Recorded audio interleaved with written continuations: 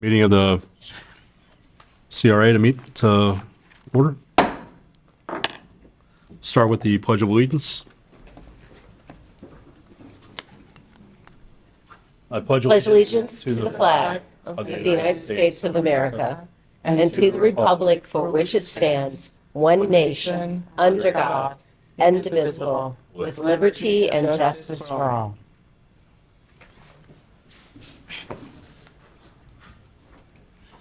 All right, at this point, I'll open up citizen comments for any items that are not on the agenda. Any citizen comments? Okay, hearing none, we'll move to the consent agenda. Only item on the consent agenda is the minutes from the last meeting, special meeting. Any comments or questions on that? Move to approve. Sorry, I'm still getting out. I think I left my thing in the car. There's been a motion to approve Second it. and a second. All in favor? Aye. Hi. Aye. Passes 4-0. Item 5, all CRAs, resolution CRA 2301. I'll let you go ahead and read that.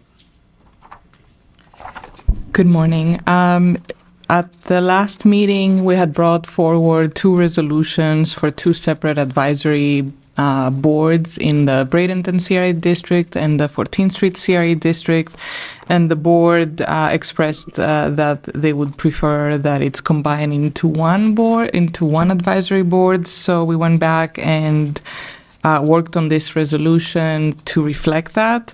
The proposed name for the board is the Downtown 14th Street CRA Advisory Board. We used similar language that we used when we created the Central CRA Advisory Board.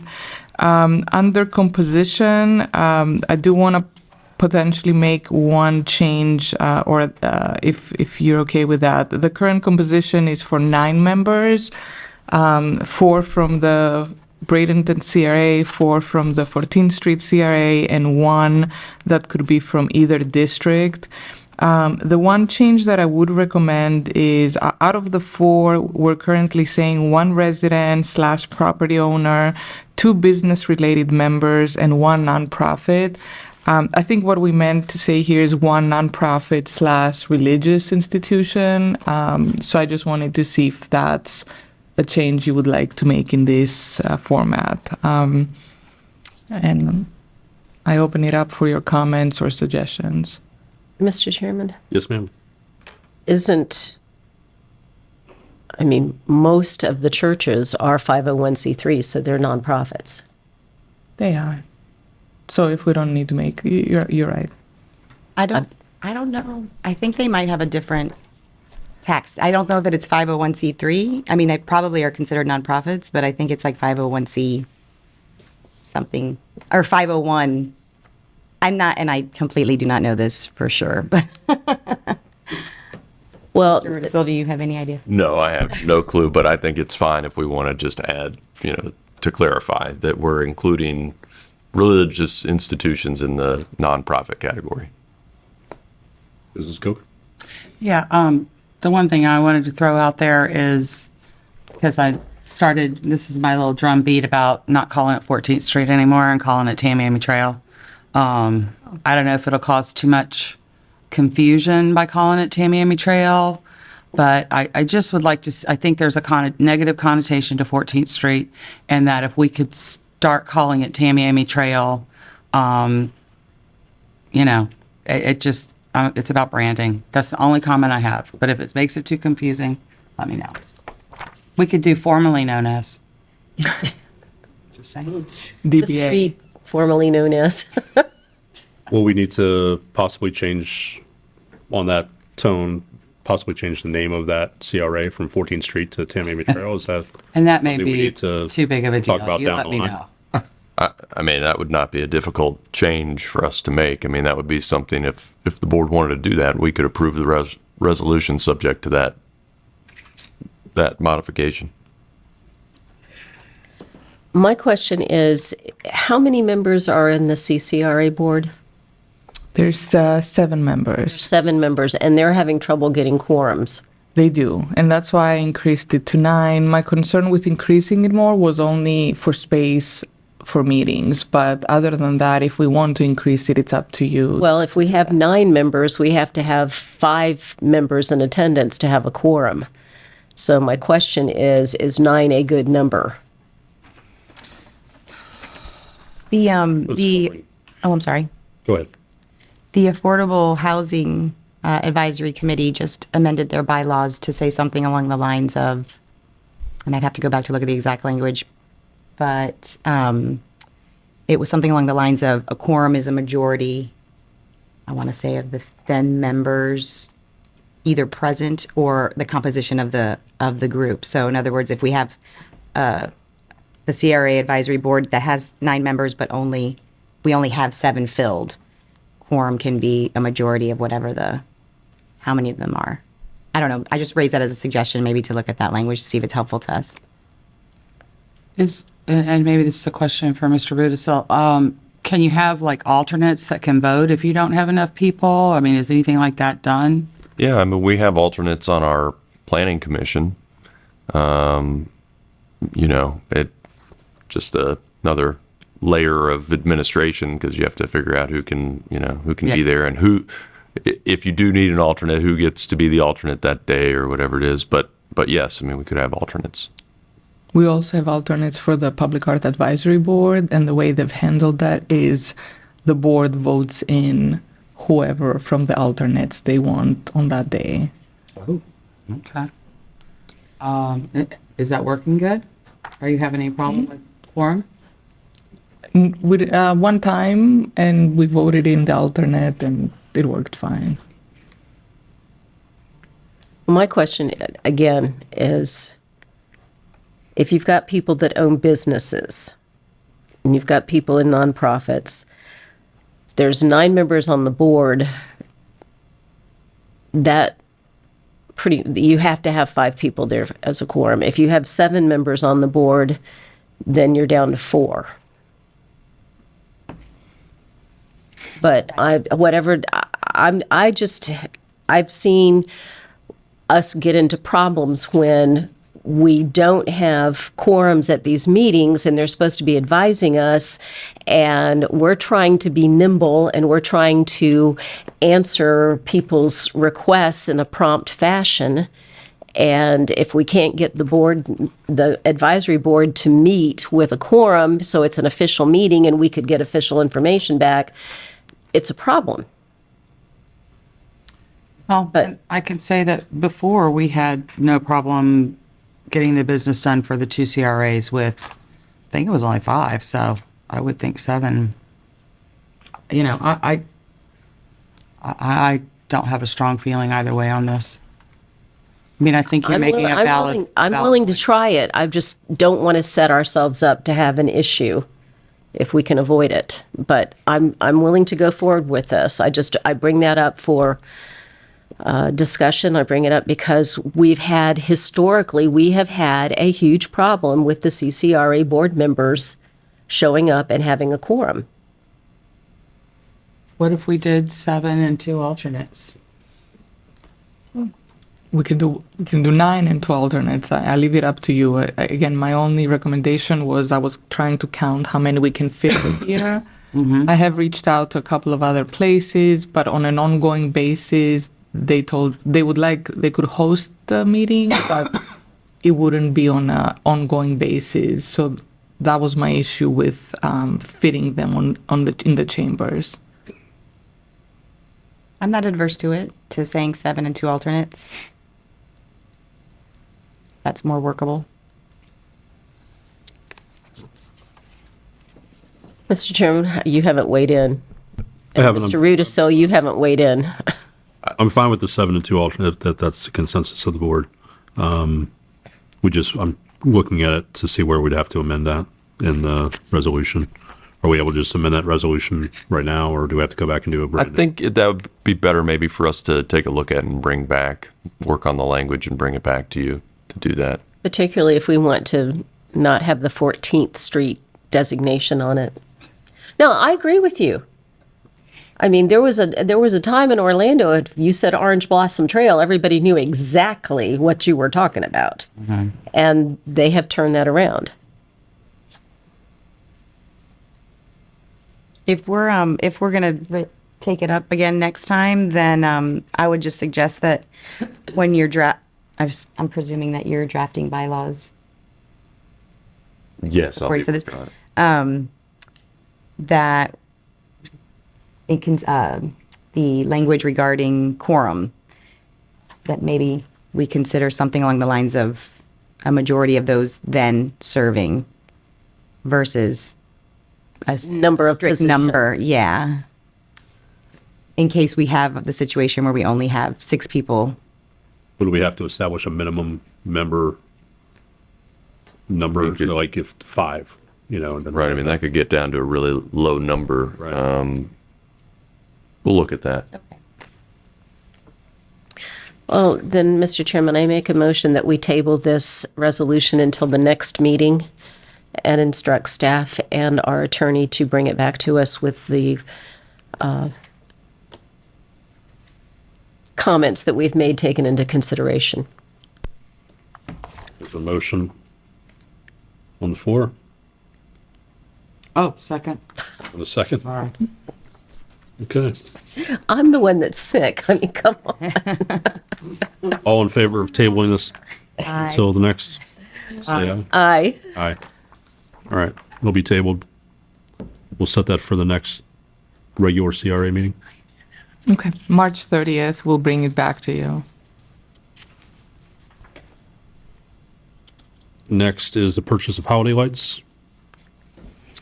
So last year, when the president of the Artist Guild of Manatee came forward to the CRA, he made several funding requests. They had voted that one of those requests, they would like to see additional holiday lights in the 14th Street district, in the 14th Street CRA district.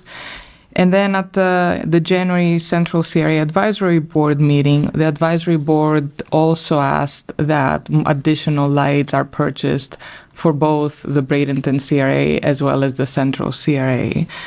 In your packet, you have the recommended locations that these two boards have proposed, recommended that we purchase them for. And the best time to purchase usually those lights would be January and February because they're giving a discount.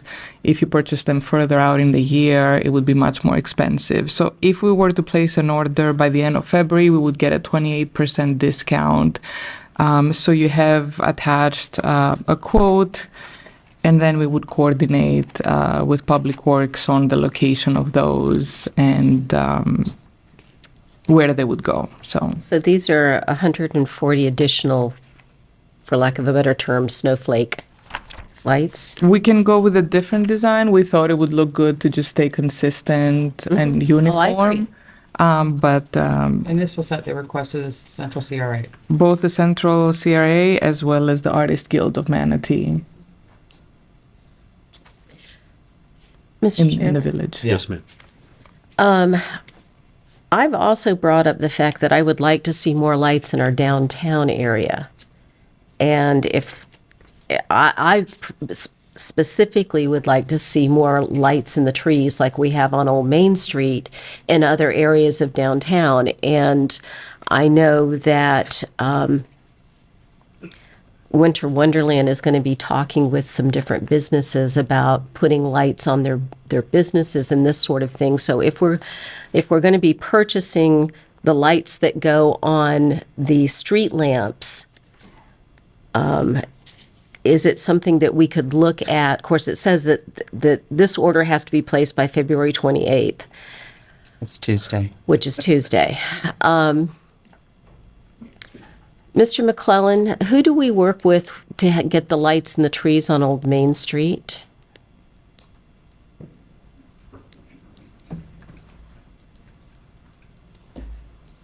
So the lights in the trees were installed as part of the streetscape project. Right. So we have hired the firm that installed them to be a maintenance firm for us to help us Right. address them.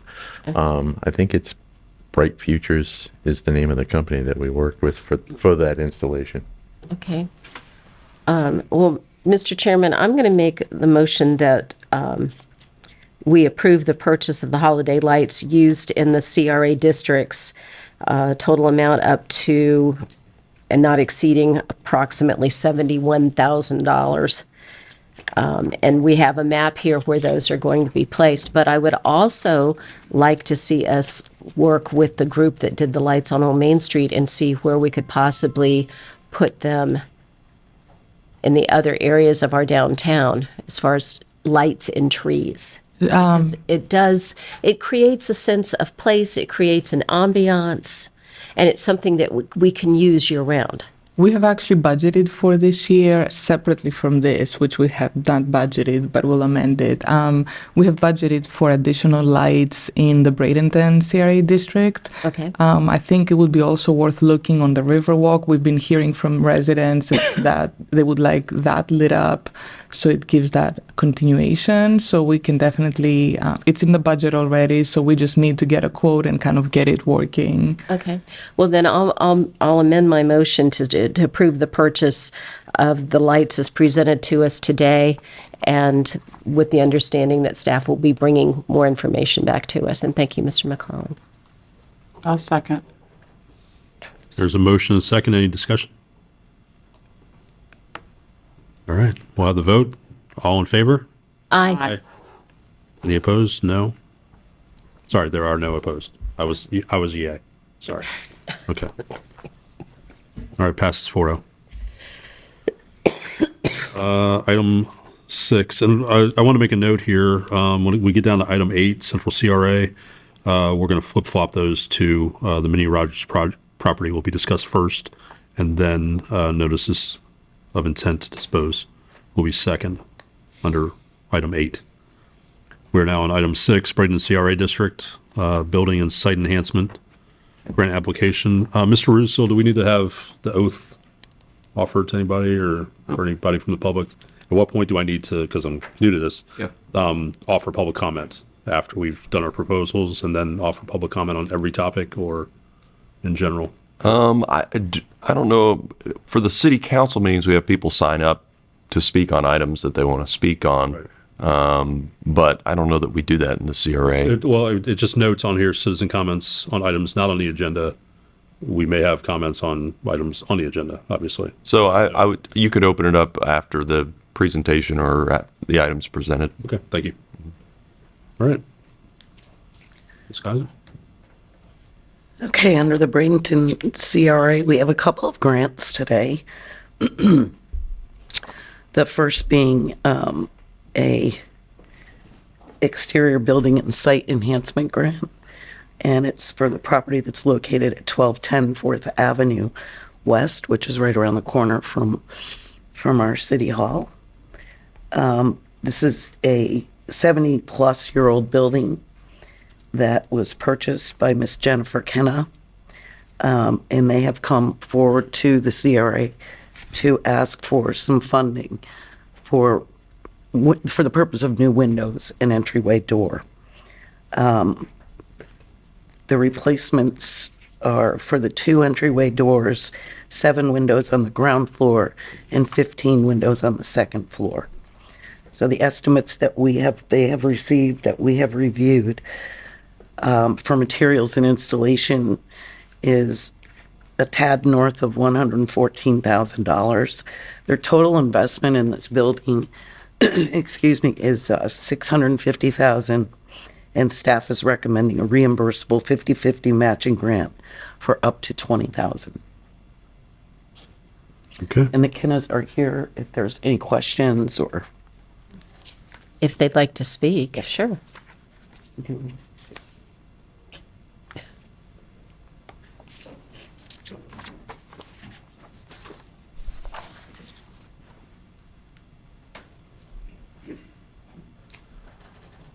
Good morning. If you could please give your name and address for the record. Sure. Jennifer Kenna, my home address or my work address? Okay. Take your pick.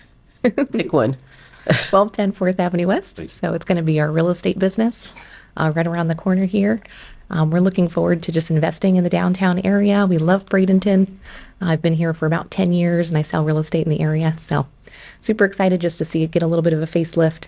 It's been an abandoned building. It was in a trust and the family passed away. So it's been sitting empty and looks terrible. So it was a huge opportunity for us to invest in it. And we're looking forward to bringing it up to standards and looking really nice and kind of hoping to help develop this area a little bit better. So that's it. Any questions?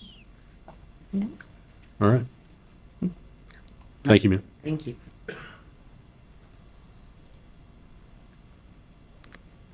All right. Does the board have any questions for Ms. Kaiser? I was curious to know what the business was going to be, so now I know. Okay. No, I'm glad to see it happening. I think having that, the windows and doors, it will help with engaging the rest of that street. I think it'll be a great addition. Agreed. I absolutely agree. Thing is, I'm the elder on the, I can remember when it was the Bradenton Herald building.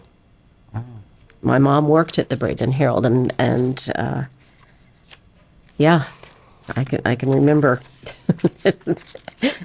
You usually didn't go in here because they were operating a lot of machinery in here. Ms. Kaiser, don't we usually receive a little more information with this as far as like the specs on the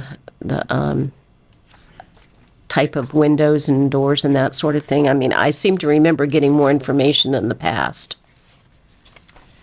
We decided for all the grants, and if you want to go back, we can.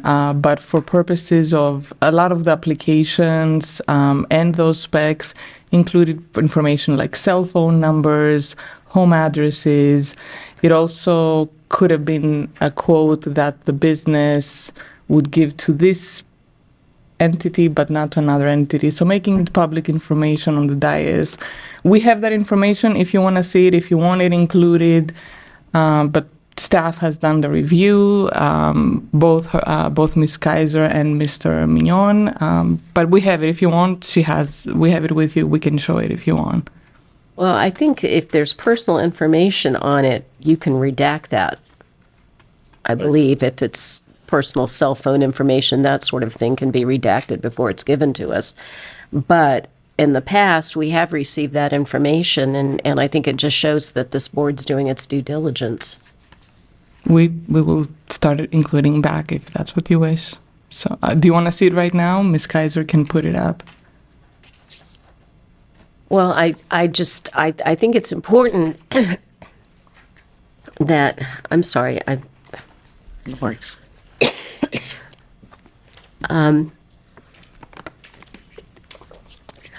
I think it's, we have been, I believe, unfairly accused numerous times of all sorts of things.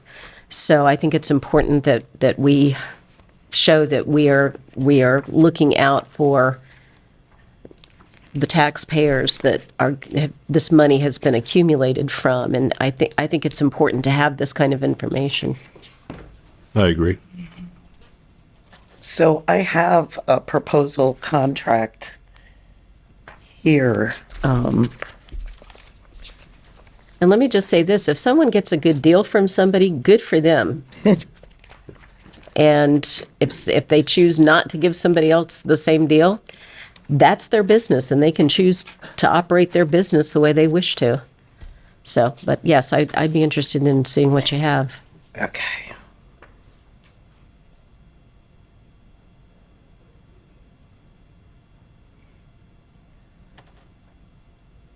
So this is the proposal that was included with the packet. Can you see that? Okay. If you make it a little bigger, it'd be a little, I mean, I have really old eyes. Is that better? Yes, thank you. Can I make a course. comment on the record? These monitors are terrible. I just make that point. Please continue. Yes, you can see that. I mean, if I need to put, cheaters on to look at a screen, that's trouble. Well, this is very helpful because my questions were, you've got impact resistant doors, you've got impact resistant window systems. I was reminded yesterday of a time when we had a hurricane or we had a tornado come straight down Old Main Street in 1975. And it brought with it brought the wind, it brought the water, it brought everything. So I'm happy to see that you are looking at making something that's going to be substantial, because you don't need it until you need it, but when you need it, you need it.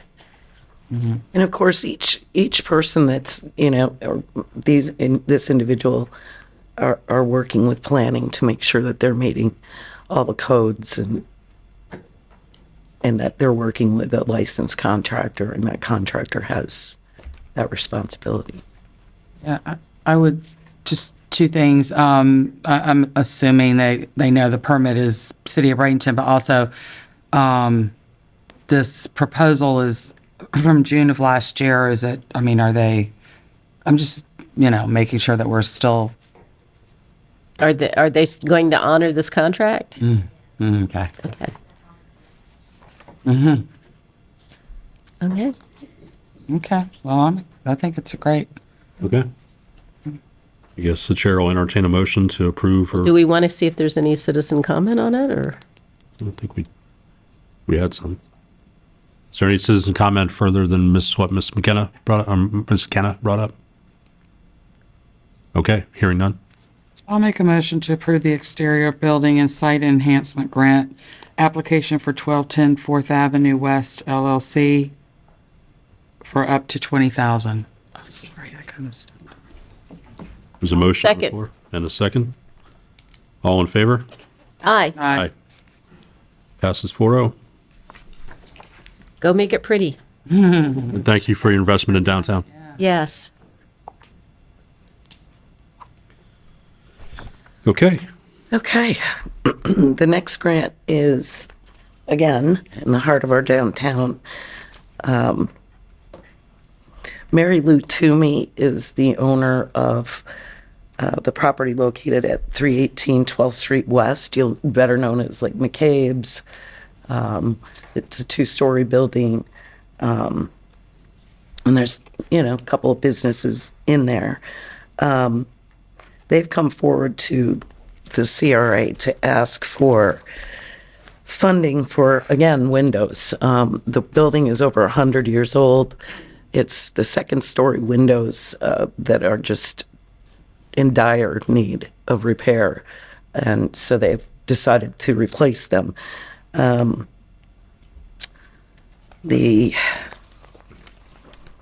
included some photographs just to give you a better idea of the windows. It's a little hard to tell, but most of the molding is gone. There's wood rot. There's a lot of, just external wear and tear to them. So the window cost estimates, and I'll show you that.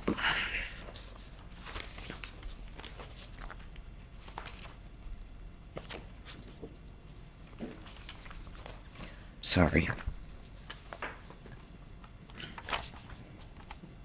So this is actually the whole Hardin building, not just McCabe's? It's the entire upstairs. That's And the then- Hardin building. No, the Hardin building's where the kangaroo was. Yeah, Hardin, that's not Hardin building. Okay. Okay. So there's a couple of different quotes in here. I can go through these if you'd like. If you look at them, it's talking about materials. This one in particular is scaffolding and equipment that's going to be needed to take the windows out and put them back. This is the second half of that estimate. So again, you'll see what the rental is on the scaffolding, the labor, the erection of that, the scarf netting, and so on. So the actual windows And you can see here, there's 10 of them in total that are going to be replaced. And the total cost of that was $20,661. A few things to note on here is they have been trying to accomplish this for, I would say, close to a year now. But because of supply and demand issues, the windows just, they couldn't get them. So at this particular point, they're ready because the windows should be coming in within the next 30 to 60 days. And that's why it's now that we're coming before you. So in adding this up, it came out to $38,577. 50/50 matching funds would be $19,288.50, which is what staff is recommending for approval today. Do you have anybody here to? I do not, unfortunately. The one thing I would say is I hope that scaffolding doesn't come up until those windows are here. It will not. Yeah, and is there any kind of sunset on the scaffolding? Because, I mean, we've lived how many years with scaffolding around the county building now? and Well, we discussed this, and the scaffolding will be put up the day the windows come in. The following day, they'll be installed. Following 2 days, they'll be installed, but or taken out and installed. So once that's done, it's done, and it'll be down. Plus, there's a substantial cost to the rental of this equipment, so they're not going to let it sit there. Okay.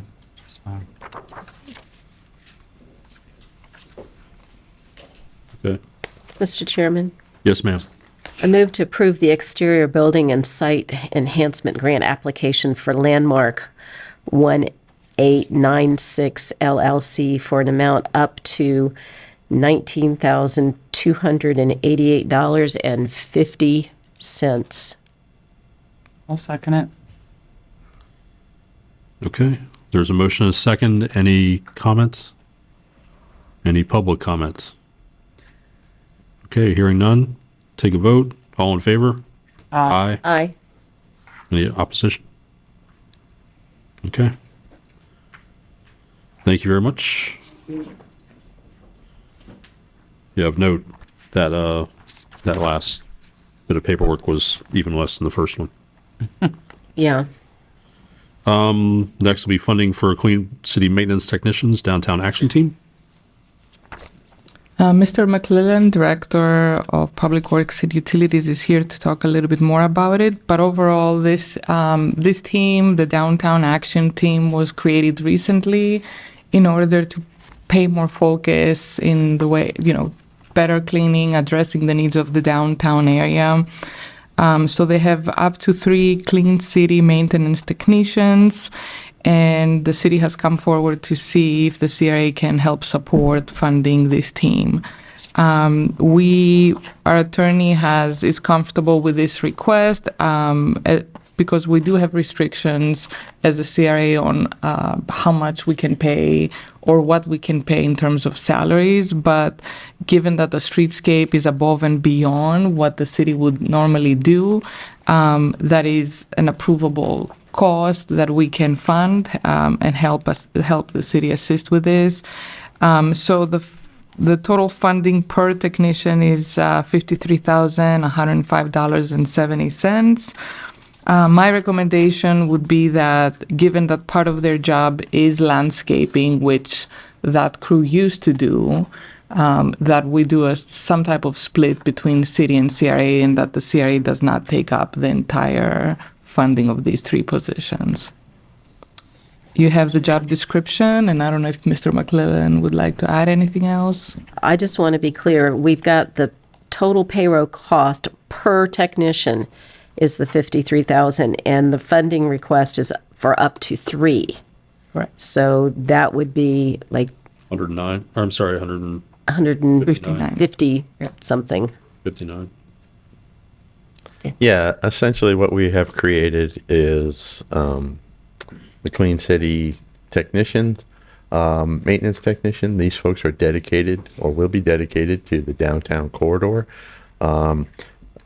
We are in the process of completing the pressure washing of all the sidewalks and the resealing of those sidewalks, and that this crew would then be responsible for maintaining it as we move forward, associated with keeping the sidewalks clean, keeping the parking garage clean, landscaping, making recommendations for improvements along the area. I will tell you that we originally had designated 2 positions within landscaping grounds for this, to be designated for the downtown area. They weren't called this. Unfortunately, when we created those and they were put into the city budget, there were 2 positions that were created, and they just became 2 of the 11 openings in landscaping grounds that we couldn't fill. We're now at a point where we're able to say that we've filled the positions in landscaping grounds, and we're in the process of filling these positions. So, in terms of a split, at a minimum, I would like to request that it's at least one of the positions, because we already had designated 2 within the budget. So am I hearing correctly that that the landscaping that we would be relieving the city Public Works from is minimal? I'm sorry, I don't. Well, to the extent that Mr. Rudisell's comments on our supporting documents say, to the extent that these positions relieve existing city public work obligations, that's where we have to start considering the city funding it. My personal opinion is I would like to use as many CRA dollars to relieve the city of those financial burdens. So I would like to fund this as much as is legally required. So I think the threshold is how much are we taking away from the city's obligations to perform the work? Well, essentially the positions that were created within our department were intended to be people doing the work downtown. So effectively, all 3 positions are relieving the landscaping grounds crew of those responsibilities. So, ultimately, all 3 of them are taking away the requirements of what staff as city employees are currently doing. I'm still not clear on how we determine the split. Yeah. And Will they would just be assigned to this corridor, this downtown corridor? Correct. They wouldn't be pulled to go some projects anywhere else in the city?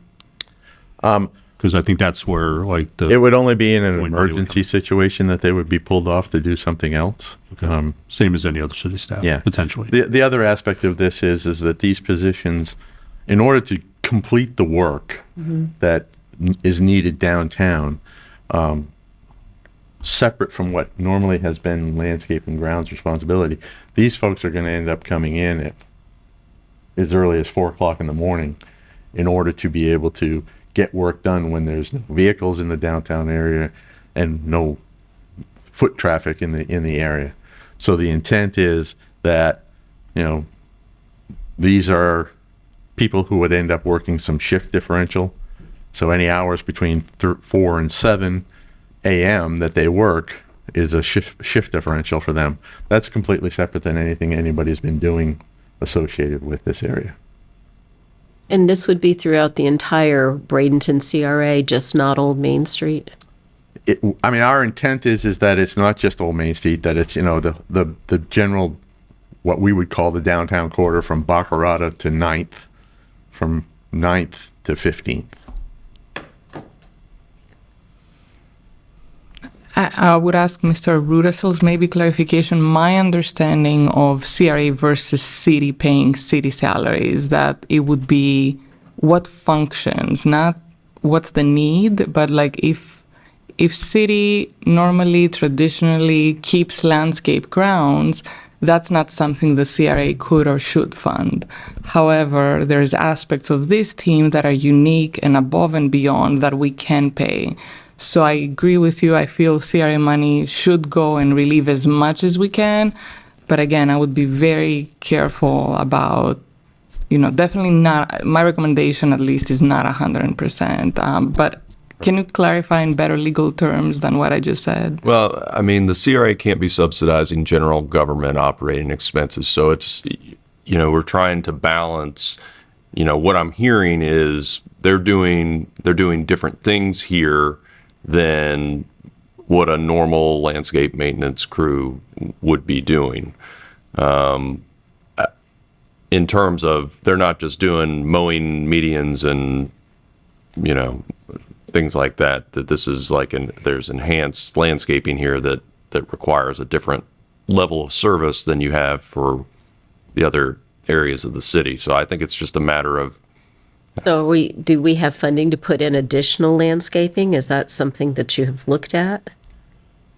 So we have, I think previously City Council had approved some funds to enhance the landscaping along Baccarada, north of Baccarada, between the Baccarada and the seawall. And then realistically moving forward, what we're looking to do is establish more of a budget associated with this group of, the downtown action team. So as far as equipment and things of those natures, we would be moving forward into next year's budget to look for those types of things. When it comes to, for example, the palms along the pier, is that us or does the pier handle that? No, that's us. Okay. City. They didn't get lit this year. Well, Pardon me? doesn't the CR, sorry, Sorry. if you want to. Well, yeah, I did actually. I agree with what Ms. Moore said. I would like to see it funded as much as possible, but I would really like to see the landscaping enhanced. I mean, you go to a lot of some of the downtowns that have, the annual put color and things like that. I'd like to see enhanced. And I think that would make it appropriate if it was just enhanced, not just, maintained. I'd like to see enhancement above and beyond and be able to fund it 100%. I think we did early this year approve, I forget, I don't want to say numbers if I don't know them exactly, but I feel like it was around the 40,000 mark. Misspeaking earlier this year for enhanced landscaping downtown. I think it was like 50,000. Okay, Yeah. I know. For the record, I did not know that off. I don't know the exact number off the top of my head. I'm sorry. Yeah. So I do think that we're going to get that enhanced. So maybe is that the trade-off? Then we're getting, the city's paying for that enhanced landscaping, and then this crew is dedicated to maintaining that elevated, enhanced. Yes. Yeah. Which I think also speaks to that not being a normal city function because the city's maintenance Is minimal. would not rise to that level. Mr. Chairman, that was my understanding. I have one question for Ms. Siren. When I was in your office the other day and I was looking closely at the CRA maps, I could have sworn that in this general area right by the yacht basin, that the border of the CRA actually stops on Baccarada and does not cross over north of that. Is that accurate? Correct. So it's only the south side that belongs to the CRA, that is part of the CRA, and the north side is just city. It's excluded, along with some other areas on the former, I'm not going to call it, I know you don't like that name, but some development on the Avenue of the Arts. There's some also roadway along with development that's not part of the CRA. Right. Okay. Because you made mention of Baccarada and to the seawall, and technically that would be then city working on that and not CRA. But I would tell you that there's some conflicting descriptions of the CRA. Our city surveyor is looking at them right now. That's why I was just saying per the map, because we used to have to do that. Police department make sure you are an address. At a minimum, I would say that based upon what we have for information, at least from 13th to 15th is described as still being in the CRA. But there is also a conflicting description that was established, and I don't want to bore you with the details of what it matter. was. It sort of matter. But basically, there was a description of the CRA, and then there were pieces carved out of that description, such as the sand pile, such as the portions along Baccarata. Things were then added back in, and then things were taken out. The last description, the way it was written, doesn't include or reference the prior removals. So it basically starts with a description that says from 9th to, from the seawall to 9th Avenue, and from 15th Street to 15th Street, I think is the way it was described. So we're still working on trying to get those finalized as to what those are, but again, I still think that there's a portion from 13th to 15th that currently would be considered in the CRA. Okay. Thank you. Mrs. Barnaby, you had comments? I was going to move for approval of funding of up to 3 clean city maintenance technicians with the funding level to be determined by us. So what does that mean? I think you have to pick, like, What- do we fund what are we gonna 1, pay? 2, 3? The total number is 159,317.10. If the board wants to fund 3 positions at 100%. Well, I would ask, to really see, elevated, will we get that? If we do fund all 3, will we get an elevated, I believe you will. Okay. Well, again, I will move for. Okay, I'll withdraw my first motion. Let's try to make this clean and easy for the scrivener. Approve funding for 3 clean city maintenance technicians, not to exceed $159,317.10. Is that pretty accurate? Yes. With the understanding, after a year, we may look at it again, Oh, absolutely. and that's part of my motion. I'll second it. Motion. Can I add vincas and geraniums in there? You gonna have somebody pick those up for you? Any comments from the citizens on this topic? Any further comments from the board? This motion is second. Take the vote. All in favor, say aye. Aye. Aye. All right, passes 4-0. Thank you very much.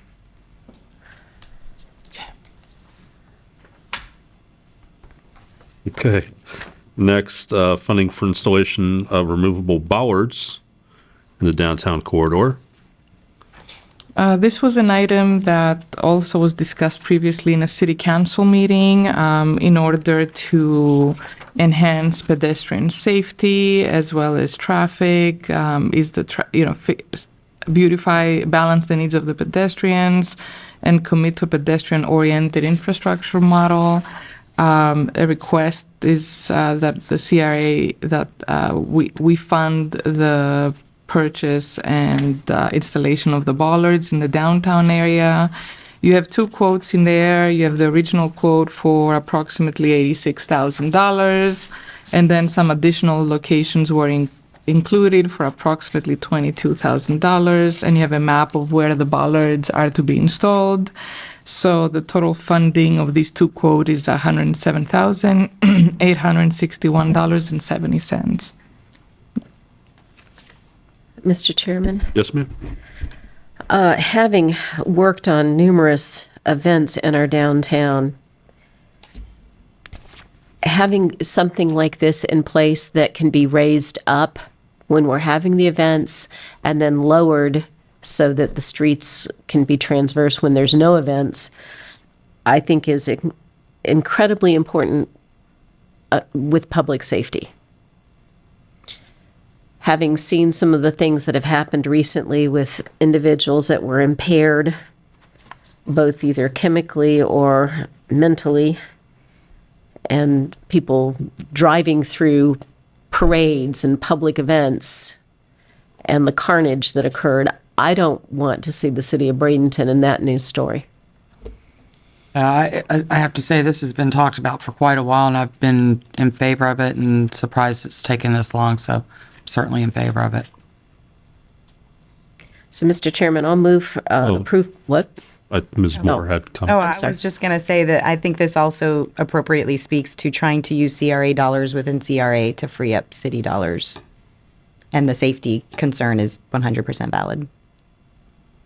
And to that, I will say ditto to all three of you. I've been calling for that since about 2001 when we started having a lot of events downtown. And it was just a security risk for us every time. We didn't have enough. All we could do was cover it with officers' vehicles. We didn't have enough officers working there. And it was potential nightmare scenarios every time you worked it. So it'll hopefully alleviate. Maybe That this will keep extra- me from waking up at 4 a.m. before events. Yes. Okay. Any comments from the public on this? Okay, seeing none. Ma'am, you had something to say? Move for approval of the funding of the removable bollard installation within the downtown corridor in the amount of $107,861.70. Boy, I'm on a roll. I have not transposed a number yet today, so I'm done with the numbers, people. It's on y'all now. Second. Motion and a second. Any further discussion? Okay, all in favor? Aye. All right, passes 4-0. Thank you. Happy to see it finally done. Or being done, as it turns out. All right, next, the 14th Street CRA, Building and Site Enhancement Grant Application for Flamingo Bay Brewing Company. Hello again.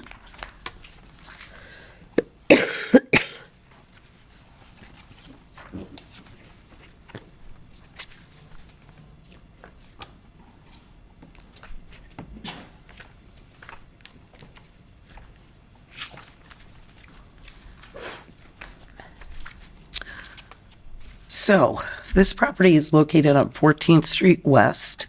It's owned by Tom Faco, who is representing Flamingo Bay Brewing, which will be a new upcoming business in the 14th Street or Tamiami Trail corridor. The ask is for the exterior improvements, which is paint, stucco, and storefront, which is consistent with windows, new doors, just the repair of some of the fascia, and a nice coat of paint. So I have 3 estimates here. Each one is for something a bit different. This is for the storefront, which is obviously doors, windows, and as you can see, that's about 45,000. Not really. And, you know, Can't really see as it. you can see, yeah, these are not. That's terrible. Go, just continue, it's fine. The next estimate that I wanted to show to you, which is probably even worse than the first one, this is from Blessed Line Construction, and again, it's more or less refinishing stucco, sealing, repairing, and then preparing for paint. The third, you're gonna have to really squint on this one, is for painting. So it's one structure, and as you can see, and it's been an abandoned building for quite some time, so they'll be doing an awful lot of work on the inside, on the interior. At this time, staff is recommending a $20,000 grant, matching grant, or up to $20,000. The estimate for materials and installation of door stucco, repair and exterior paint is $56,870.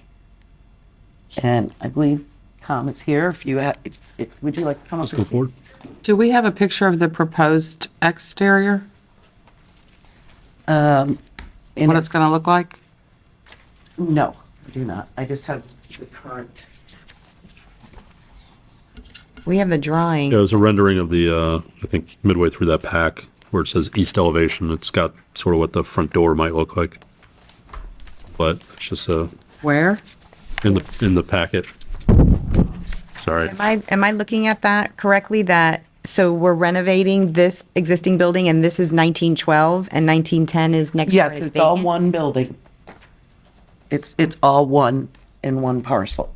Oh, it is. I mean, Correct. so 1912 is the existing parcel, but they intend to build and add on 19? They're actually not building anything. They're refurbishing the whole building, the entire building. So 1912 and 1910 are Correct. the same building. Yes. It looks smaller in the picture than it does in the rendering. But I see it goes back pretty far. Well, certainly it'll be an improvement. Yes. So you can see. And that's San Remo's We didn't get- directly to the south, correct? I believe so, Mary. Yeah. I'm not positive. That's correct.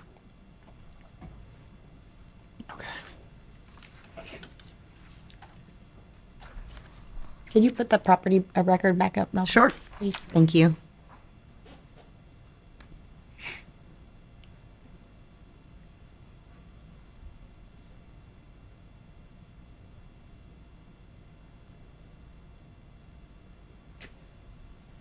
It usually tells you the legal. So it's one parcel. Yes. And at one time, it was two addresses, but it's the same Oh, property. that's, I and think, it's the that was- property I Yeah. I mean, I think Okay. if somebody Yeah. Some previous owner Over the years. did over Yep. 1912, we'd be talking about the same thing. Right. So is this a change of use? I mean, are they having to go through permitting for all this? That was already done. Has that already been done? Awesome. Yeah, we did that. I just didn't recall that from a meeting What? last summer. I believe. This is Tom. Hello, Tom. Hey, Tom. Hello. So yeah, we're looking to do a significant amount of work to this property and the lot next to it. We purchased that as well. We're really excited to invest in this area in the city. We think the property is perfect. It's perfect for our use. And it's going to be, as you can see from where it currently is, it's going to be a drastic improvement. We're a small business. We don't have big investors behind us. It's just our family who's putting this together. So these funds will greatly help cover some of the costs. So, and I'm really excited to change the address from 14th Street to Tamiami. I love that. I love that. Put that on our website. Any questions for me? Get No questions? needed. Okay. Thank you, Tom. Thank you. Yeah, down in Sarasota, if you're west of the trail, I mean, it's a big difference. It'll change all the property values and everything if we could just help with that branding a little bit. Makes a big difference.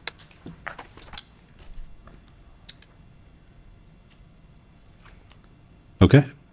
Thank you very much, Karen. You're Any comments from the city, from city residents or the public on this? Okay, you calling for a motion?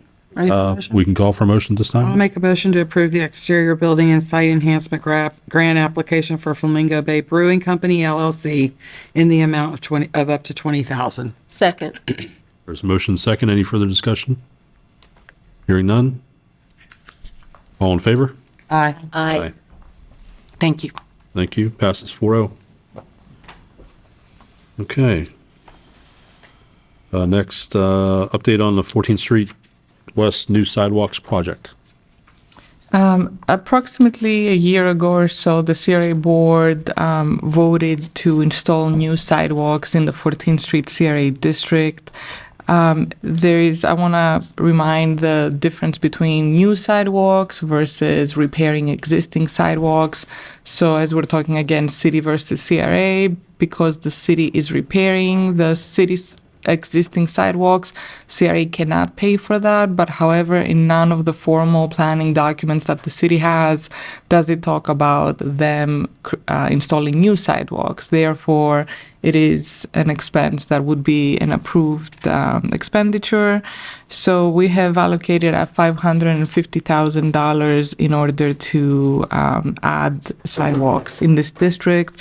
You have a map in your agenda package with some of the proposed areas. And as part of that, we wanted to engage the community so that way to help address any concerns they may have. So the public, we sent the postcard that you see on the front page. It was sent out, I believe, yesterday, inviting them to join us at the community meeting on February 28th at City Life Church from 6 p.m. to 7:30 p.m. The CRA will provide food and beverages, and Public Works engineers, as well as staff from Stantec, will be there with plans in order to address any concerns or answer any questions based on I believe it's around 60% of the plans that have been completed now.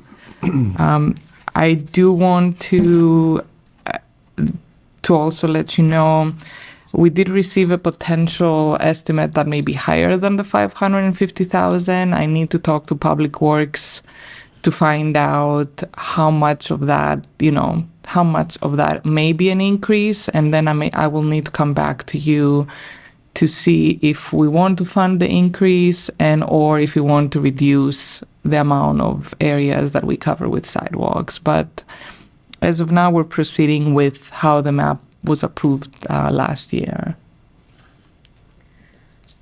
This meeting will be noticed, correct?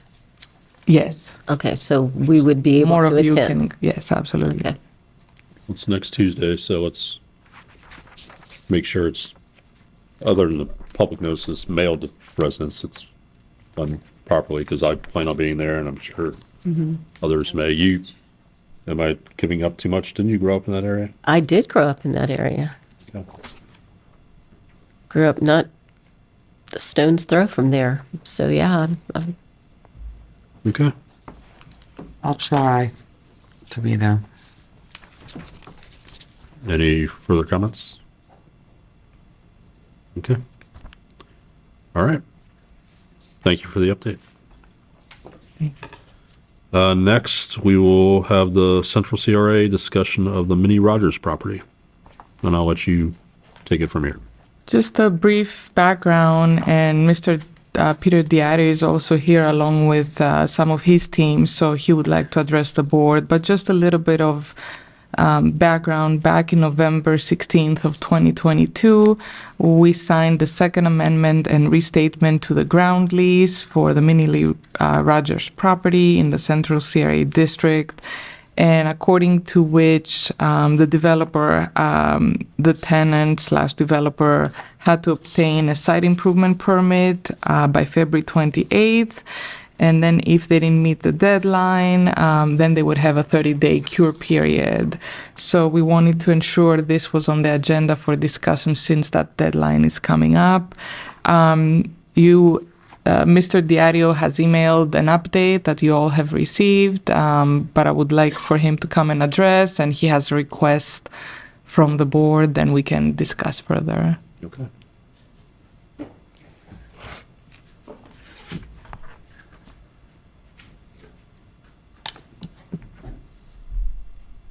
Good morning. For the record, I'm Kevin Reale with the Stearns Weaver Miller Law Firm in 401 East Jackson Street in Tampa. Peter's here with me. Peter asked our office to help out in the last week or so because there's a few permitting issues that are needed to be addressed before we can get this over the finish line. And our practice area deals with transactional and land use, and so we're hoping that we can help. But what's really at issue today is the timing and getting this SIP permit approved. And I know that, as was just mentioned, an extension was already negotiated, and there's a couple parts of that I want to talk about. But I think that before we get into the timing, it's to discuss what we're hung up on here. If we can pull up the overhead. KK's not here, man. Oh, you can. Do I just do display on? Is that? I don't want to touch it unless I know.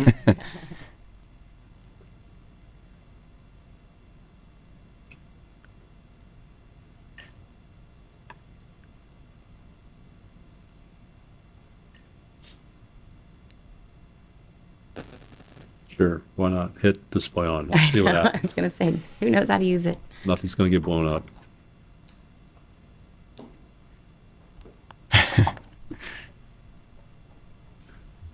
I mean, I can keep talking while we're trying to figure this out anyway. So the real issue, there are two issues, one of which we think we can sort out, but it's going to require some creative solutions. And that is fire main. So- Oh, perfect. So this is the latest iteration of the site plan. And what you have over there on the right side of the screen is a McDonald's right off of Tamiami Trail, and then a commercial building that'll have multiple tenants. Not Tamiami Trail, that's 30141. I'm sorry. But I'm We just. appreciate you working with us. Well, We're working on the brand. so this is actually really funny. I mean, I'm used to referring to it as 41 just generally in this area, but with the focus on Tamiami right here, I thought that I was being slick and switching to that, but it backfired. I'm sorry about that. We appreciate it. So, right, but right off of 41 there, the McDonald's, right, likely to get a lot of capture traffic, likely to get a lot of pass by traffic. But this other building here with the Family Dollar and with other tenants, potentially, like a place to get a haircut or something to that effect, that's going to be better for the neighborhood. And obviously, the client here, they want to have both buildings because they want to be able to maximize the site. So both of those things are true. And so the biggest benefit to the area here is to have that building there as well. And the problem is we're struggling to get it to fit for engineering. The first issue is fire main pressure. This map here, and it's hard to see, so I won't go into too much detail, but essentially the fire main pressure that they were expecting to have when they tested it's coming back too low. And so that's causing a delay because we have to come with a different solution. And so I'll step away from the mic, or actually I can tilt it a little bit. Here we go. So the goal was to take the fire main, to tap into the fire main here and get enough pressure, but that test was too low. And so now we're looking at alternatives. One of those alternatives is a challenge because you'd have to cross underneath the CSX tracks, and it's nearly impossible to do things reasonably with CSX. And then the other option is to try and get some sort of easement right, or maybe even look at seeing if this property could be acquired so that the main can be diverted without crossing the CSX tracks. We could definitely get pressure that way, or we can find out there's something wrong with why this main tested well before and now it's not testing. So that's a little bit up in the air. The next one is drainage on site, and I'm going to switch to the next picture here.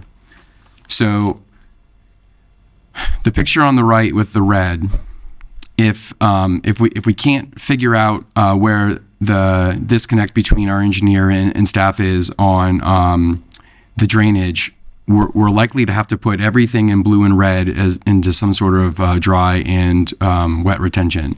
And so then the only thing that could fit on the site with that much retention would be the McDonald's.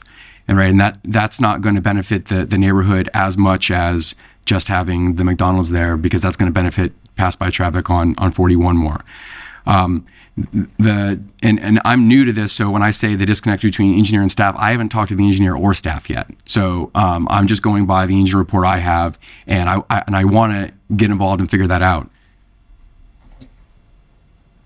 Our engineer report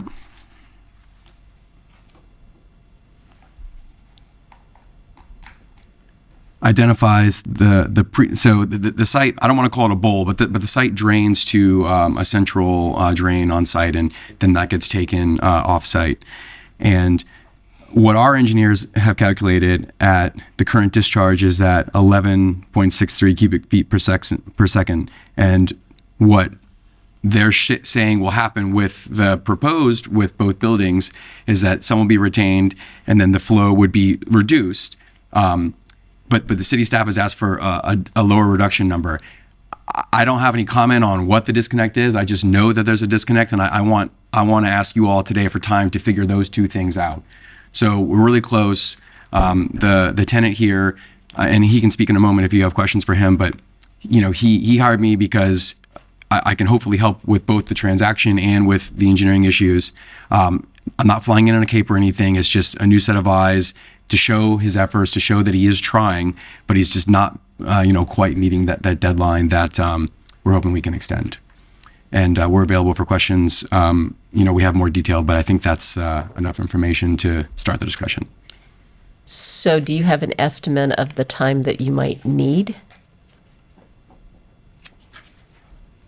I think, realistically here, when we're dealing with permitting like that, the more the better. What I heard Peter say was, 30 days. Me working in land use, I think that 60 or 90 is more appropriate, because these things just, when you're dealing with agencies, and SwiftMont will have to sign off at some point, I just always find it difficult to work with them quickly. They're very thorough and they have a lot of applications, and it's an outside agency that no one here can control. Mr. Chairman? Yes, ma'am? Mr. McClellan, would you like to opine on this? And I kind of have something along those lines too.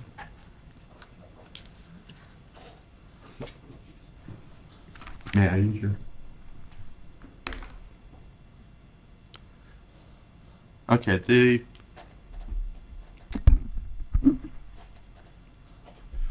issue that's in place here is that there are two existing storm drain inlets, very small, on this property that are located on the general eastern edge of the property. Those storm drains, for whatever reason, were connected to the outfall pipe from our wastewater treatment plant. So we have said all along to anybody developing this property is, we do not want any more water going into that pipe than currently goes. The disconnect, as is referred to, is a question of, does the entire site now currently drain to those two locations? And our contention is that the answer is no. Previous calculations done when there was a prior development put on this site calculated that number at 3 point something CFS. I don't recall the exact number off the top of my head. All we're requesting is that calculations actually be done to show what is actually going to that now based upon the current configuration of the site. For instance, a drop of water that falls in this corner over by the railroad does not make its way over to that inlet. We're only interested in preserving the capacity of our outfall pipe from the wastewater treatment plant. We do not want to run into a situation where this creates a problem. Is the number 3? Is the number 5? Is the number 7? I don't know, but that's what we're asking to be calculated. We're not saying it has to be 3, but the calculation needs to be done to show us what the current number is based upon the current figure. Because since the last time that this site was proposed to be developed, the city has actually gone in to fill the site with material to try to raise it up and level it off. So there needs to be a calculation that says that. So, How long do you think that would take to get done? Is it 30 days? Is it 45 days? What is it? I mean, I would give them a month and a half is probably safe to say. The model is already set up. They've already got the system in there. It's just a matter of putting in different numbers as to what that is. Because there are portions of this site that sheet flow off to the railroad drainage. There are portions of the site that potentially drain into 13th, not into the storm drain that is on that east side of the property.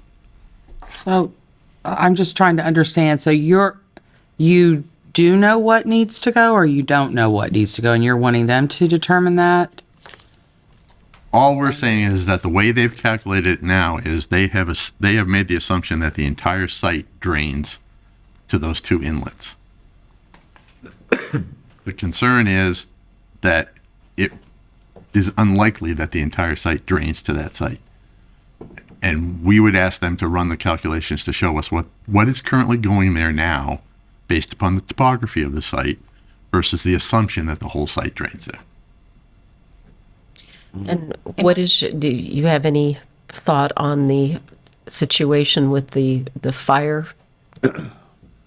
There's a variety of different things that could be going on. I mean, we can check valves to make sure a valve hasn't been closed, but basically when you go out and you test the fire, they do a fire flow test on a hydrant.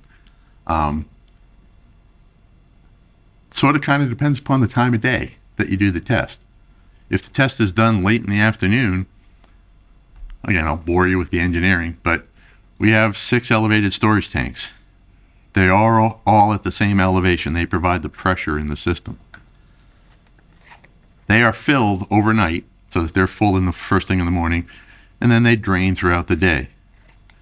There can be a 5 to 10 psi change depending upon the time of day that you do the test. So you're saying if they test it at 7 a.m., That's going to be the best number you're ever going to get for that area. And again, there may be a valve closed. We don't know. We haven't had the opportunity to go out and check to see if there's a valve closed or not. okay, so, but you're still thinking that 45 days you would be able to, Oh, for that kind of, for us to check valves, that's easy. I want to make sure I understand the drainage issue correctly. So did I understand that at the current, we don't know the current number? The current number has likely changed from what had previously been calculated. Again, it was calculated back in 2013, 14. I can't remember when the prior development was done. And I will tell you, at that time, we argued with the developer at that point about the same thing, that the entire site doesn't drain to those 2 inlets. So it's a simple matter of running a calculation to tell, all right, based upon where this water is, how much is going to it, you can calculate a number that tells you how much is going to those structures. You don't want them to go to those structures, though. I don't want any more going to those structures than already goes. In a perfect world, I'd tell you I don't want anything going to it, but that's, to me, is onerous to these folks. So you don't want any more, Than currently but enters. we don't know what it currently is. Correct. But it's relatively simple to calculate. And then once we calculate that, you don't have, once we know what it's doing right now, what happens after that? Basically, the idea would be that you provide storage so that you are keeping that flow going to that at that same level. So the retention that is troublesome to them may change because I think the image on the right showing the full volume of storage is based upon trying to achieve the old number calculated of 3 CFS or something in that order. It may be 7 now. It may. and once you know that, you'll be able to know how much retention. They would know how much. Absolutely. Yes. Okay. And I think I understand that if you can't build the second building, this is not a project that is worth continuing with. Well, I would like to Sure. just answer that question.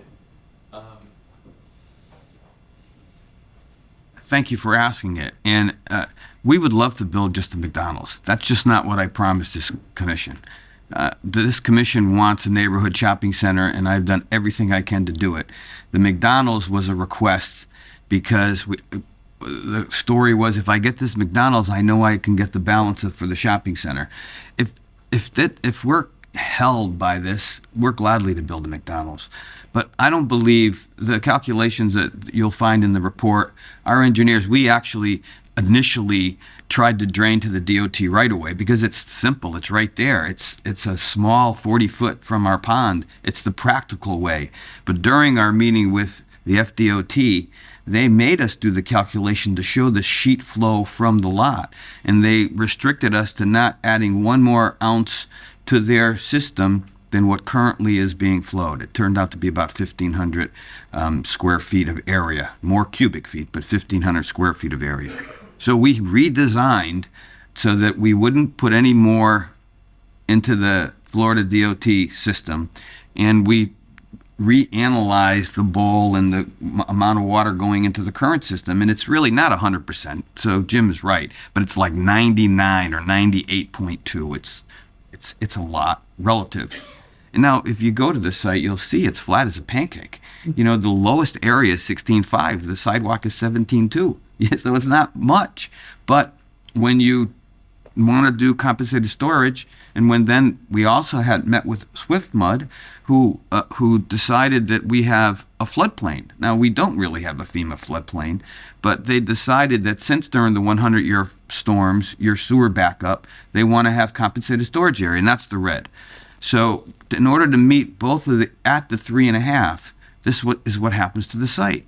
So if we can be less than what we're producing today, then the site plan as you see it, works out. Because in the actual submission, I have the plans here, I sent them to Katarina, and they're at the city for the second or third time.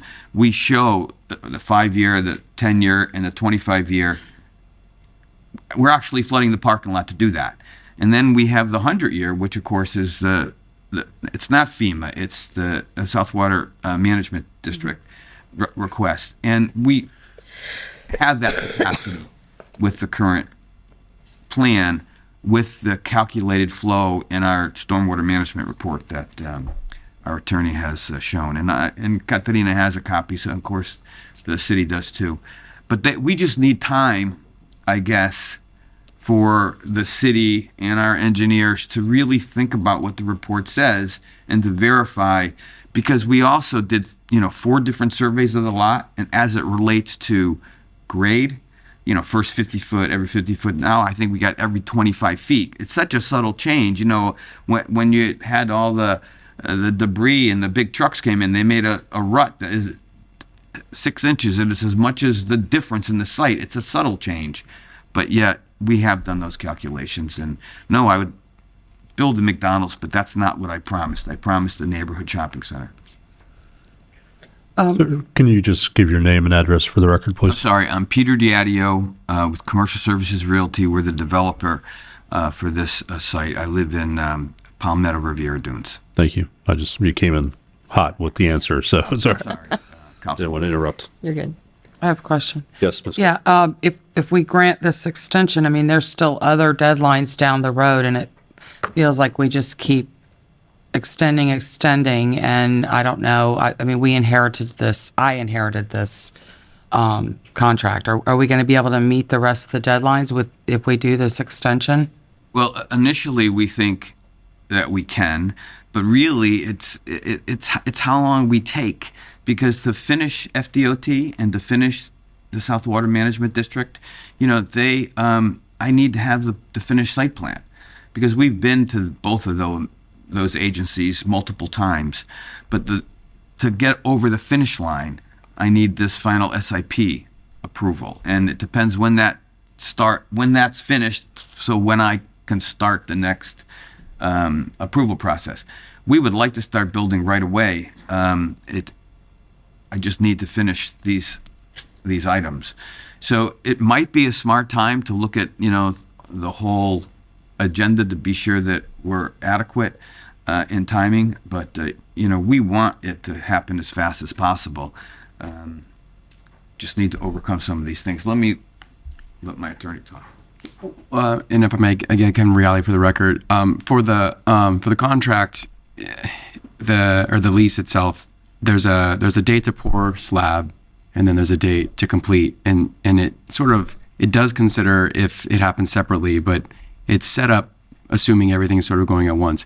I don't know if you have ever seen a McDonald's go up. They go up real quick once you get to that finish line. So I would suspect that if we get over this hurdle, we can figure out, we can get that building up in the deadline, and hopefully also have the second building in that deadline. Hopefully we work it out. I mean, those are the unknowns.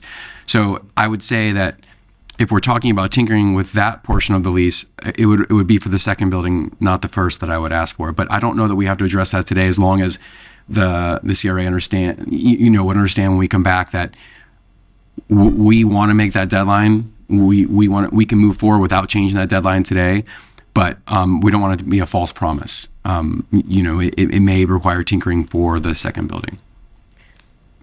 Yes, Ms. Barbie. Ms. Siren, does staff have a recommendation to us on this matter? There are, based on also discussions that I've had on our one-on-ones, as well as some of my thoughts, are that this would be a good time to address this to look at it as a whole packet. Some of the deadlines coming up, once the SIP is approved, the developer can purchase the property. The next deadline is for the first building commencement of constructions to start by the end of this year. So those are the two major issues that I think I would hate for us to keep going back and forth. And I think this is a good time to address all of them. So I also approached the CCRA advisory board to ask feedback from the community.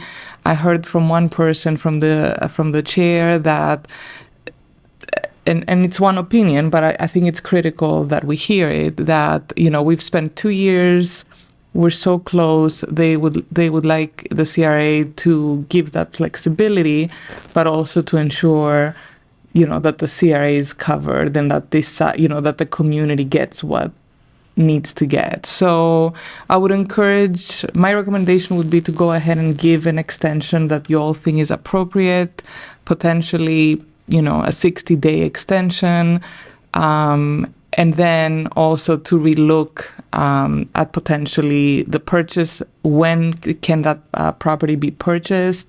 Maybe after both buildings have been developed, or when the commencement of the construction for the second building is, and also relook at the deadline for all the construction. And I think that would be something that obviously we would need to negotiate with Mr. Diario and his attorney.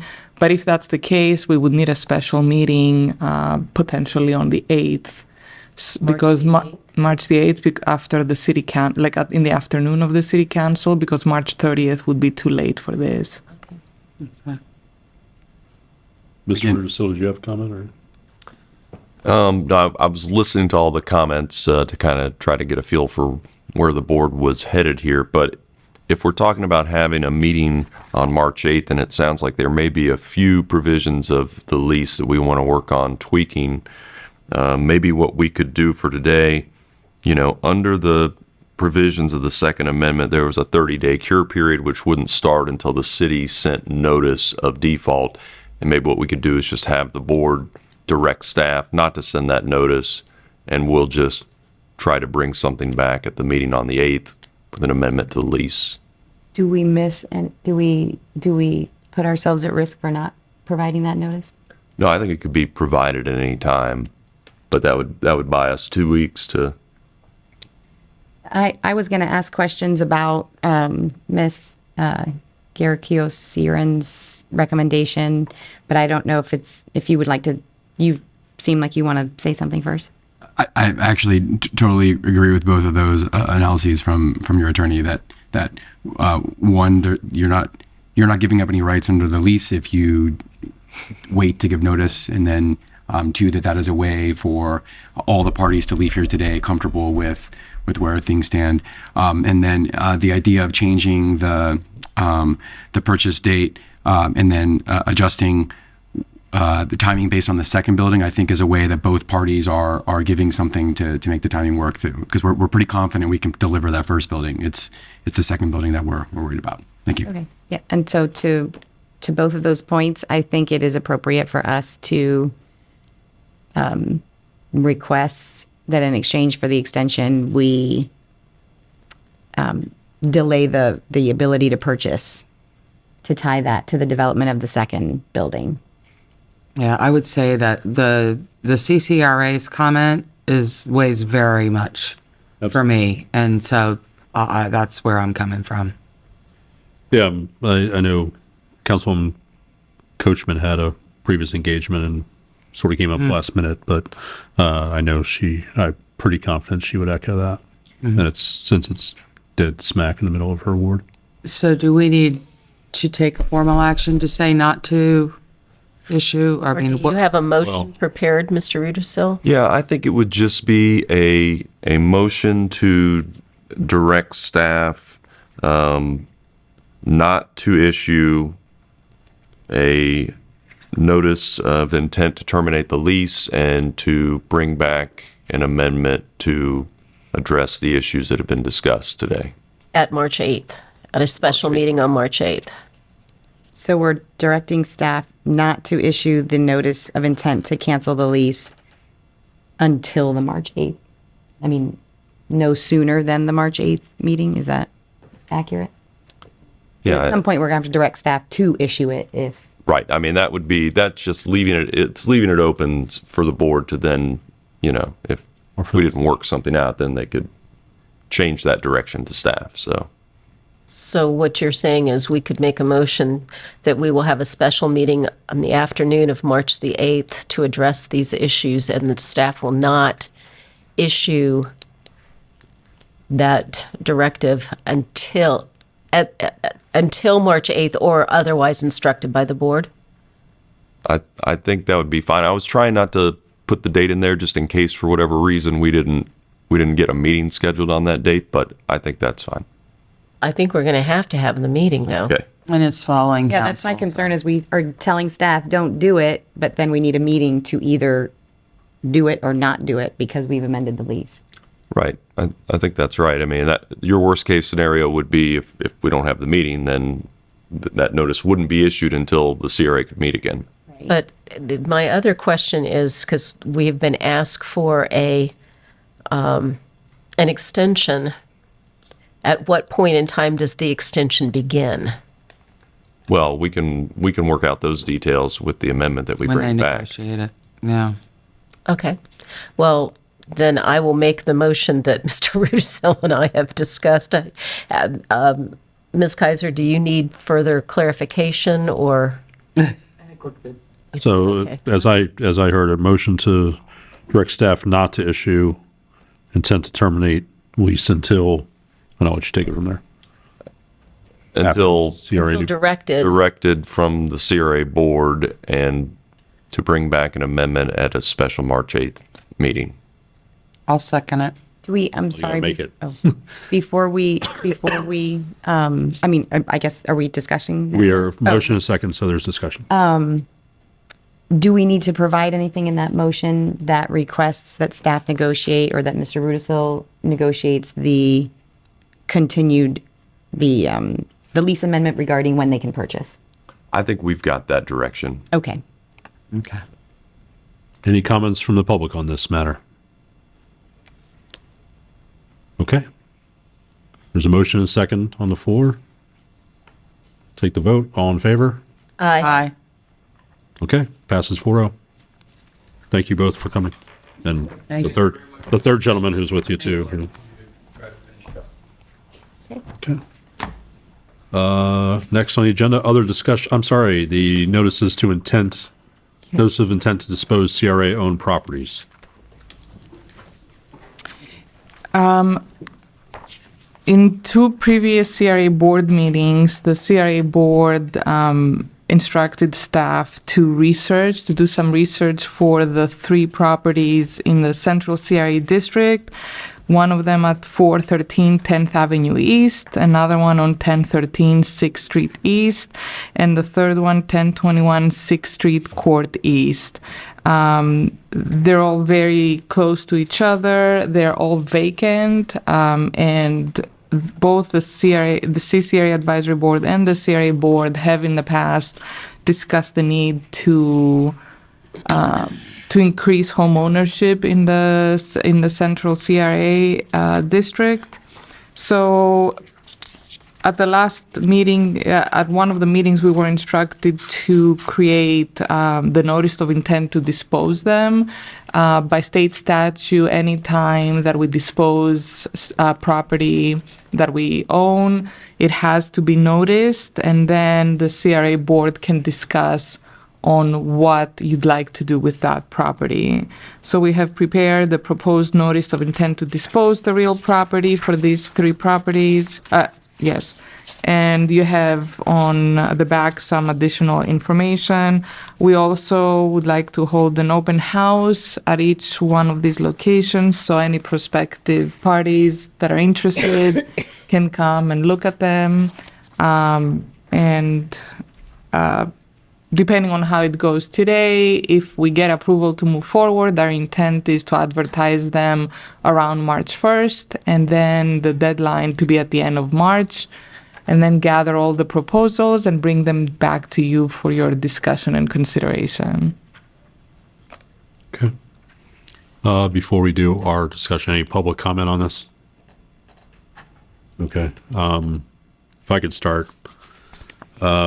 Yesterday, Dr. Sharon Jefferson came and spoke after she received the proclamation from the city regarding the current police department community workstation as possibly being a location for sort of services for that area. So I would request that if we do move forward with the proposal here, that we pull that address, which is a 1013 6th Street East, off until CRA staff can sort of explore, maybe talk with her about more ideas, what she was talking about for that area. But I believe my thought is that it wouldn't be something that would necessarily be staffed by anyone all the time, but maybe different organizations would have some type of, like on Mondays, it could be things for seniors. On Tuesdays, it could be after school care or, after school programs and so on throughout a week. Just so we can explore that, because it's something that could definitely help, I think, in that area. But that's just my thought. I have a question about that. I mean, I don't know, zoning wise, is that, I mean, if this is all residential and I don't know if you have to have a certain kind of zoning for whatever it is she wants to do. It is T4R, which is residential with restrictions. We just looked up yesterday with planning. So if we wanted it to become such a community center, it would have to go through rezoning process. You're defeating your purpose. If we're trying to stabilize neighborhoods with home ownership, I don't know that changing the zone. I'm in favor of what she wants to do. I just don't know if in one of these houses, if that's achieving what we want to do. I think I'm just throwing that out there with the zoning. Well, what was the CRA's goal with that home being utilized by the police department? It was for sort of those purposes, correct? And it was never used as a home at that point. So were we already violating zoning by doing that? I was just asking, I was like, how did we do it? So I don't even know if it was properly rezoned before it became a substation. To be honest, that was when the CCRA had their own board separately. So I don't know how they achieved that. But I mean, I think now we would need to follow the procedures that we know we need to go through. And I just wanted to say, even if we do decide to go that route, I'm whatever the board wants, we still would have to notice it at that point. So we cannot come to an agreement with Dr. Jefferson and her nonprofit. We would still have to notice it at that time in the future, and in case other nonprofits or other individuals would want to. So absolutely, I was not suggesting that she would be the only one. Yeah. Just merely pulling that address off this to then explore that as a possibility based on the history of that building and what it was supposed to mean for the community, but maybe fell by the wayside. That now, if there's new interest in creating that might work in an area that, again, not that I'm aware of many centers right in that immediate neighborhood, which is booming. I mean, Lincoln Village is sort of a pretty good success story, I believe. But to make that somewhere that the community can go. That's just my Well, then That's would all. we make it so that we go ahead and advertise it? She can make her proposal as part for the disposition? No? If I could, Yeah. that would be totally fine. My only concern is we've included in these notices some objectives for the properties based on the prior direction we got from the board. So if the board wants to get proposals for that type of use, we might want to modify the language in that particular notice, or at least to open it up to consider other potential uses, because the notices as drafted currently say that the objectives are obviously renovating the property, but long-term home ownership and homesteading of the property. Mr. Reader, so couldn't we go ahead and do the initial, the 413 10th Avenue East and the 1021 6th Street Court East, do those and remove this one from consideration at this time, but we can always bring it back. Sure. That's my Yes. suggestion. That's my, We can do that. And because, quite frankly, if we can get somebody interested, if I'm remembering correctly, the board has said we don't want to be landlords. The CRA does not wish to be landlords. If we could get at least 2 of those off our plate, that would be a gracious success. plenty to that's going to take us time, it's going to take energy, it's going to take effort. And in the meantime, if we just pull the property at 1013 6th Street East for the time being, to give the chairman and Ms. Siren opportunity to maybe put something out there, see if there's any other interest, and then we can always come back and put this one back on the chopping block, so to speak. I mean, my question is, I'm sorry, having done just a wee bit of not-for-profit work, again, if this board is not interested in being landlords, are we interested in being landlords for other not-for-profits to come in and use the property? Or would we not want whatever those not-for-profits are to purchase the property and be in charge of the property so it's off our plates? That's something that we need to consider. If I agree with you. I think we would be, I think the appropriate course, if a nonprofit wanted to utilize it for a purpose of a community center, would be to sell it to them and let them handle it, maybe with some restrictions as to the use and whether or not they just let it, fall by the wayside because they are unable to maintain it. But before we even go down that road, because it's zoned, can we not do and I see someone from planning, could we not do a special use type instead of, would you like to speak? May she speak to this question about the zoning? yes. Yeah, go ahead. They don't give us guns up here. Just saying. Hi, Jamie Schindel, planning staff. So I don't have my form-based code with me, unfortunately. I can say in T4R, I don't know how it's listed, but it's either, I think it's just listed as police station is a special use. So I'm assuming that's how that got there in the first place. I don't know for sure if we had actually brought it before the board for a special use permit, but I hope we did. It was before my time.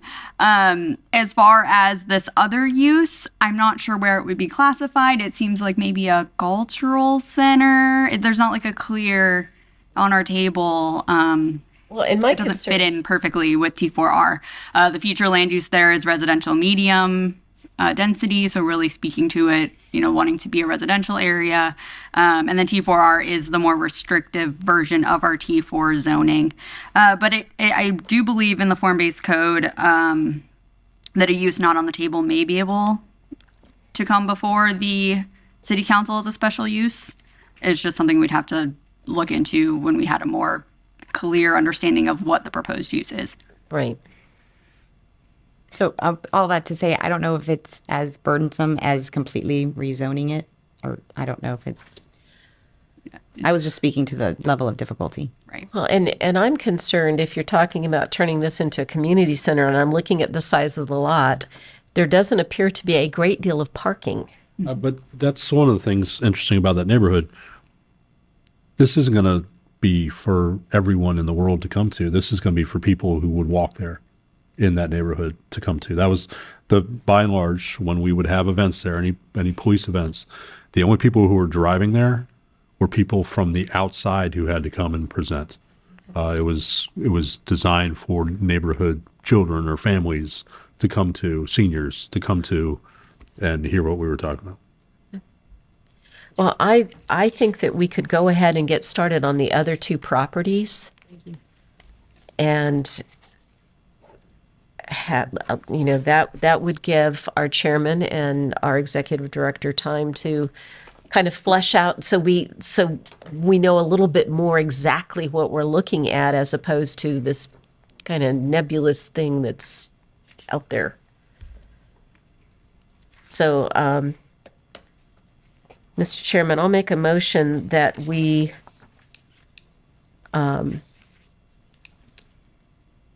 approve the notice of intent to dispose for the disposition of two of the CRA properties, the 413 10th Avenue East and the 1021 6th Street Court East properties.